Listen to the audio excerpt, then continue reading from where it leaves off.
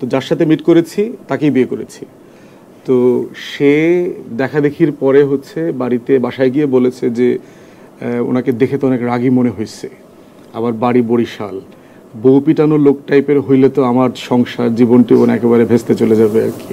একজনই মেয়ে দেখেছি, একজনই বিয়ে করেছি। আচ্ছা, হ্যাঁ, কয়েকটা সিভি আসছে। বিয়ে নিয়েও কি আপনি একটু উদাসীন ছিলেন? উদাসীন না, মানে সমানুষ্টকর যেন না হয় আর কি। ব্যারিস্টার ফুয়াদ আসলে কতটুকু ইমোশনাল?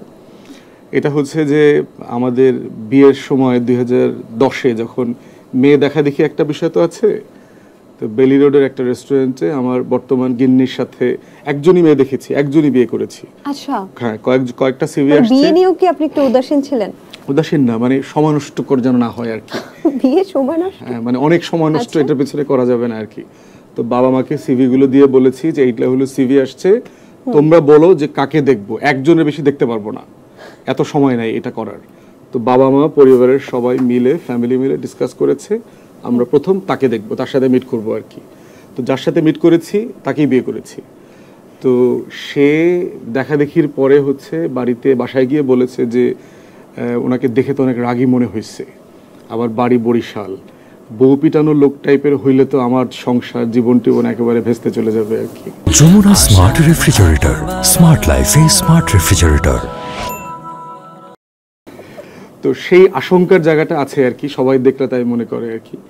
এখন এটা তো একান্তই একটা ব্যক্তিত্ব, চেহারার একটা ব্যাপার স্যাপার আছে, তারপর হচ্ছে আবার টাক, চোখ বড়, তো সব মিলে। সেই সময় ছিল কি? তখন টাক ছিল, তখনও বলেছে আর কি যে এই লোকটা তো টাক। তারপর এত স্পষ্টবাদী কেন? ওইটা ওই দক্ষিণাঞ্চলের মানুষের ক্যারেক্টার বলতে পারেন আর কি। আর বাবা ওরকম ছিলেন।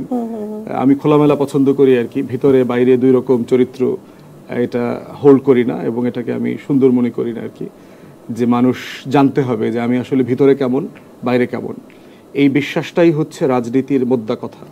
বাংলাদেশের মানুষ রাজনীতিবিদদের যে কারণে ঘৃণা করে, অপছন্দ করে, তার ভিতরে একটা হচ্ছে তাদের কথা কাজে মিল নাই। তারা দেখবেন যে বাহিরে টকশোতে আসলে, রাজনৈতিক বক্তব্যে, মঞ্চে অনেক লফটি কথা বলেন, অনেক সুন্দর সুন্দর আদর্শবাদী কথা বলবেন, বদলে দেবেন, এটা করবেন, বদলে দিন, বদলে দাও, এইসব বলে টলে আর কি। কিন্তু ব্যক্তি জীবনে দেখবেন যে খুবই ভিন্ন রকম জীবনযাপন করছেন। তো সেই কারণে দেখবেন যে বাংলাদেশের রাজনীতিবিদদেরকে মানুষ মারাত্মক রকম অপছন্দ করে, আমাদেরকে বাটপার মনে করে। আমি গত সপ্তাহে আপনার কক্সবাজারের উখিয়াতে আমার একটা জনসমাবেশ ছিল। তো জনসমাবেশের পরে অনেক মানুষজন এসছেন কথা বলতে।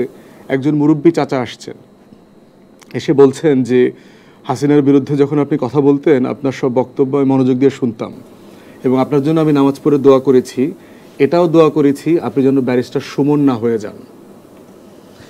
তাহলে দেখেন যে, এবং আমি বিভিন্ন সময় দেখেছি যে আমার পোস্টের নিচে মানুষ যে মন্তব্য করে, ওখানে লেখা আছে যে কথা তো ভালোই বলছেন, কবে না জানি আপনি ব্যারিস্টার সুমন হয়ে যান।